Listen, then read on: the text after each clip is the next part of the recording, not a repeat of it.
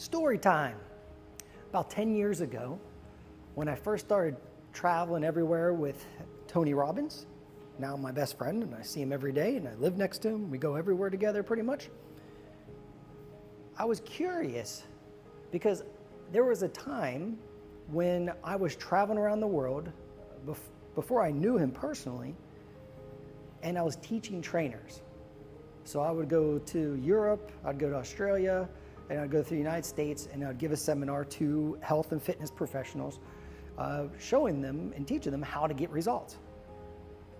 And at the time I owned a gym, and I had trainers there, and when I would travel, I would set them up with other trainers. And I remember flying back, and about half my clients weren't doing anything because they were like addicted to me, right? Like they relied on me, and when I wasn't around, it was kind of an excuse because I fell in the trap of they just said, just tell me what to do and I'll do it. But that's not true. You must focus on self-mastery. And so I started to see what I was doing wrong, but on this same flight, I watched a video of Tony talking to a woman whose name was Beverly, and she was like 5'4" and probably 300 and something pounds. And he talked to her for less than an hour. It was like 50 minutes. And at no point did he talk about what to eat or how to exercise, all the things I teach. Did not talk about any of that. And they did a follow-up with her, and she lost 200 pounds. 200 pounds. Complete transformation. When Tony walked in the room, he actually told me this, he did not recognize her. He didn't know who she was. And and he was in dismay. And so that changed my perspective, everything. And even though I've been learning from Tony since I was 13 years old, I've been a nerd my whole life. And I used those teachings to get good at sports. And I used it to get good at my business and to be good at other things, but I didn't do it in everything. But I didn't do it with my clients in the way that was effective, at least. Like I'd be training them, and they would be, some of them, like the ones that were training on their own, that were like, and they got the results, and they're still going at it. Even though I'm nowhere to be seen. They don't even need to talk to me anymore. I love that. That's always the goal for me. But they spoke differently, and their focus during a training session was very different. So I remember the clients, and this is common with personal trainers. Personal trainers stink. The whole industry is flawed. It is a professional babysitter, a professional rep counter. It's for people that say like, hey, I don't want to think, just tell me what to do. And those people the success rate for personal trainers, people who get personal trainer, is close to zero. I'm not even exaggerating. I dominated at an early age. Like I won the world's best personal trainer contest when I was 24 and again when I was 25. And I won every category when I was 25 so that they didn't even have it anymore after that. And so why? Because the industry standard is so low. It's so easy. Most people aren't certified, and there's not a standard way of doing these things. And trainers, like the certification is silly. Like you could take it and memorize a bunch of questions, like all schooling pretty much, and then you don't know what to do when you get there. You still have to figure it out. And so what happened is I was really frustrated because like we would get results, but not everybody got results. And still not everyone gets results because there is a component where each person must take full responsibility for their actions. With a personal trainer, a lot of times they blame the trainer. Or they're like, oh, my trainer went out of town, I can't train, oh, I don't have time. And we have all these stories of limitation. But anyway, let's go back to my conversation with Tony. The big thing I was sharing with him was, I noticed that the clients that didn't do well always complained. And they would say like, oh, I hate you. Oh, this sucks. How many more? How much time's left? Oh, you said we're going to do 2 and now I'm doing 10. And it's like they were always complaining, but they were programming themselves as they trained. And what I mean by that? Well, whatever you think about when you do anything is going to be wired together. So if as you're training, you're thinking about how it's moving you closer to your goal. Every rep is moving me closer to my goal. Man, I feel good. And if your focus is to feel good and that's why you train, You will train all the time because you have something where you can feel successful today. But most people are focused on an outcome. They're focused on that they're not enough. I'm not enough unless I weigh this much. I'm not enough if I look like this. I'm not enough unless I lose this, and they pinch some part of their body, right? Now that's the programming, that's the industry. But there needs to be a change. And so I sold my gyms and I separated myself completely from the fitness industry, the conferences, all that stuff. And I focused only on how to help people and help people that help other people, to help leaders and achievers, because that would have a greater impact. And so I was dying to ask Tony this. And at the time, we were just getting to know each other too. So we're on the plane and I bring this story up and I said, Tony, what does someone need to believe in order to have that sort of transformation like Beverly did and lost 200 pounds? And he says, people are always asking themselves 3 questions again and again and again. And it's subconscious. They don't know they're doing it. And he said, the first question is, can I do this? Is this even possible for me? The second question is, will I do it? I have to give something up. Am I willing to do that? And for how long?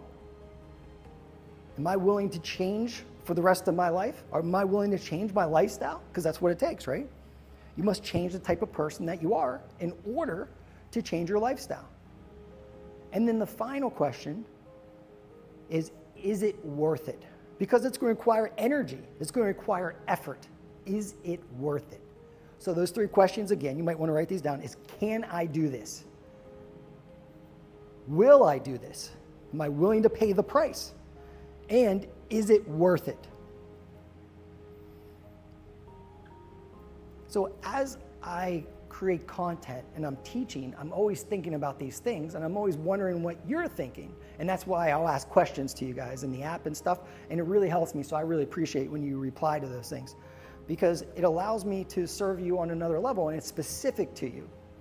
Because a lot of people get in their head that they're different. Like, my body's different. I'm sorry, but when you apply the principles, your body's not that different. We are humans. We're the same species. Now, your lifestyle will give you a certain effect. So if someone's never exercised their entire life and someone has never eaten good in their entire life, they didn't get very little nutrients, or if someone drank alcohol and abused their body whole life, it's going to take them longer because they have more habits to change. But everything's going to come back to, first and foremost, knowing that it's mind first. You must change your mind before you change your body. And it's not like you take a certain amount of time, like 3 months, and just work on your mind. No, you are constantly doing this as you train your body. And when you train the way we do, you'll notice that there are mental conditioning exercises in it. They'll say, smile. I'll say, like, okay, while you do this exercise, smile. Okay, repeat these words again and again, because we're programming you. Because what I don't want you to do, because I want you to succeed. I want you to be a victor. I want you to live longer and I want you to live stronger. I don't want you to suffer, and I don't want the people around you that love and appreciate you to suffer either if your body gives out on you. But it doesn't have to. It's these little things each day. So whenever you train, it is so important that you focus on what you want and on enjoying it. Because if you don't dig it, you won't keep doing that. Juan Carlos Santana, the great Juan Carlos Santana, told me that many, many years ago, and it's stuck in my head. When I think of it, it's like it's happening right now. It's so clear. So it was like a gift, because I never thought about that. I thought you had to suffer when you train, and then you got to enjoy it when you got to the goal. But then I changed my whole way of thinking. So I started training because this girl in my homeroom in like 6th grade, I thought, for some reason, I got in my head that she liked muscles. I think it was from watching like Rambo movies and Rocky movies and Arnold Schwarzenegger movies. And I just thought that that's what girls liked. And so I was like, okay, I got to get a 6-pack. So I'd play this video game called Blades of Steel. It's a hockey game. And every time I would score, and I was really good at it, every time I scored, I would do 10 sit-ups. I was like, bah, bah, bah, bah. And I would do like thousands of sit-ups. And I didn't know any better. That's not how you get abs. I was super lean because I was a skinny kid. And So as the muscles develop, you can see the muscles. But you can't, everyone has ab muscles, but usually they're covered in fat. So we need nutrition for that to happen. You can do ab exercises all day. It will not burn away the fat. That's not how it works. You have to eat in a way where you eat less food than you burn off. You got to get enough protein. You need to do resistance training so you protect your muscle. Otherwise, when you lose the weight, you lose a lot of muscle, and then you look like a melted candle. Now, I don't care how people look, but I know it affects people's psyche and their self-image. But what does matter is their health. Muscle is gold. Muscle, maybe we should say Bitcoin, something that's even more valuable, right? At the time anyway. And so muscle in the body is actually an organ. It produces hormones. This is a new classification, by the way. So when experts say, oh, this is the way everything is, no. When I went to college, they told me the brain never changed. Now, we know it does change through entire lives. And so we can't say that we know everything, but there are principles. And so even though we can get caught up in what to do and I get really excited about all these little things, like how much protein and all this stuff, but there are principles that apply to everybody, and protecting muscle or adding muscle is even better, because muscle gives us energy. It's actually where we make energy. We make ATP. It's also the physical location in the body where fat is burned. So when you're in a calorie deficit, which means your body needs fuel, like, hey, you didn't get enough fuel today, and we have a lot going on in here. We have, trillions of chemical reactions taking place all day long. So we need fuel. Where does it go? It goes to fat cells, adipose tissue. It'll take those fat cells and transport them inside the muscle cell to the mitochondria, release those fatty acids, convert it into glucose, and now you have energy. That is how you burn fat. But it is this combination of three things. These are the three pillars of power. Earlier, I told you the three questions. Can I do this? Will I do it? Am I willing to pay the price? And is it worth it? Now, the three pillars of power. These are the three areas everyone has to focus on, or if not, results will be limited at best, and that's being generous. You really won't get results. You need to do physical training that includes resistance training, cardiovascular conditioning, and what we start and finish every session with is structural balance and mobility, right? And then you need an effective eating plan, something you can sustain, not a short-term thing for 5 days or 3 weeks or whatever. That doesn't work. That's a short-term solution. You can't sustain it. It's not effective. And the third thing is mental conditioning. The mindset to carry this through regularly. So I wanted to give you a big picture today and share with you the basics, the fundamentals that most people never learn. Because when you start to have a higher level of self-awareness, you start to notice things. When you can observe yourself without judging yourself, but notice like, hey, you know what? That's where I'm slipping up. All right, what needs to happen for me to shift this? Like I had a client the other day that was having trouble working out in the morning, and then the schedule's so crazy, and you guys can all relate, I can relate to, is that the day can change. A lot of things can happen, especially when you're an entrepreneur. Any time of day something could happen, and you just get called. You really can't plan as well as you want. You just don't own all your time because you're here to serve, to create value in the world. And so she was really struggling with this. And what was happening is she'd wake up and then she would now look at the program for the first time. And then she's like, has to watch the videos, and she's unsure of this and that. And I was like, you don't have to watch the videos. You know what the exercises are. You've been doing this for over a year. And she's like, yeah, you're right. It was just a rule she had. She didn't know. And she was trying to be a good student. And I get that. And I gave her permission. She didn't need it, but I gave it to her so she felt better about it. I was like, you know the exercises. It's very simple. You're made to move. And so I shared with her the science of self-control, the science of self-discipline, the science of willpower. And this is based off the work of Dr. Roy Baumeister, Florida State University. He's been studying these areas for over 40 years. Exactly the same amount of time Tony's been doing what he's been doing, actually, strangely enough. And one thing is called decision fatigue. The more decisions you have to make, the more the more you get fatigued, the less self-control you have. And this is one reason, there's other reasons, but one reason why people tend to blow their diet, their eating plan at the end of the day, because they didn't eat enough during the early in the day, and the body's trying to survive. So it's like, hey, eat, eat, eat. So a little thing called a neurotransmitter and enzyme team up and sends that signal, that survival signal, like eat. And it's hard to override that, especially when your self-control and willpower is lower at that time of day. So how can we do this? We automate things. So you decide in advance. This is so huge. Decide in advance is important. So decide when you're gonna train. Like, what part of your day can you own? Like, I can own the mornings. Later in the day, once I start working with Tony, it's like, I don't know what's gonna happen. We might be on a plane. Like last Saturday, I went to sleep, I woke up, got a long message from him, and we're on the plane. We're gone, and that's it. And so luckily, I always train in the morning. I own my morning, I have a ritual, and I do that no matter what. If I need to wake up earlier, I wake up earlier. And I may adjust my training so that I can recover from it, but I know I can control that. So you want to ask yourself, what part can you own? So for her, in her case, it was like putting out her supplements and her protein shake. She had it ready to go, and her shoes and her socks, all her clothes were ready. And so and she looked at the workout the night before and just set it up. So she wrote it on a piece of paper so she didn't have to look at her phone. And then when she was done doing static back, she wrote down what she did.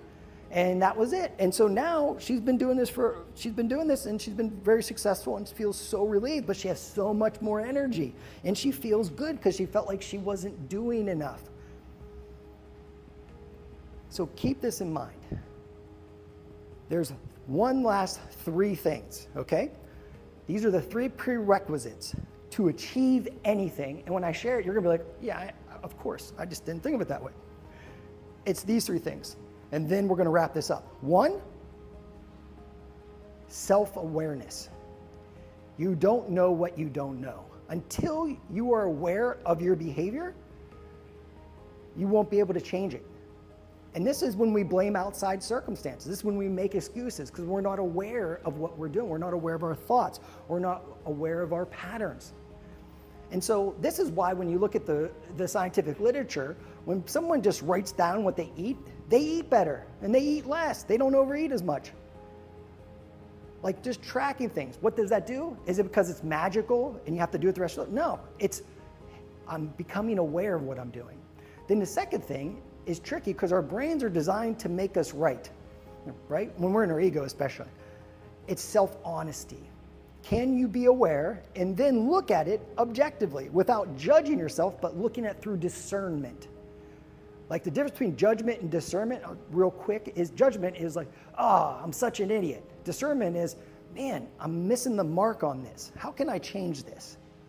I really want to improve this because I'm going to have regrets if I don't do this. So what do I need to change? I'm not an idiot. I act like an idiot sometimes. I know I do, quite often actually, but I catch myself and I think it's funny, right? So self-honesty. And then the third thing is personal responsibility. You are 100% responsible for everything that happens in your life. It may not be your fault, but it is your responsibility to deal with it. Otherwise, we blame, we complain. But when we blame, when we give power to something outside of us, so we're no longer in the driver's seat. We enslave ourselves. We imprison ourselves by simply blaming. And so those are the 3 prerequisites. So in this CoachCast, we covered a lot, right? The 3 questions we're always asking ourselves. Can I do this? Am I willing to pay the price? Will I do it? And is it worth it? Then the 3 pillars of power, the 3 areas everyone must take into account in order to transform their body. And that's physical training, all 3 types of exercise, which I put into every program, by the way. Effective eating, an eating plan you can sustain, that's eating according to your DNA. Something you can do the rest of your life. And then thirdly, mental conditioning, having the mindset to carry it through. And then we finished here with the 3 prerequisites to achieve anything. 1, self-awareness. 2, self-honesty, and 3, personal responsibility. So now is the time to ask yourself, how can I put this into action? What would serve me most? And if you're not sure, you need clarity on your goal. Go back to the North Star process. And that North Star process is the guiding light. Before there was GPS, there was the North Star process. So if you were lost in the dark, you could find the North Star, Polaris, and find your way home. And that's the purpose of the North Star process. That is what you need first, and then everything else splinters off from that. All right, my friends, remember, you were born a lion, not a lamb. You got this. You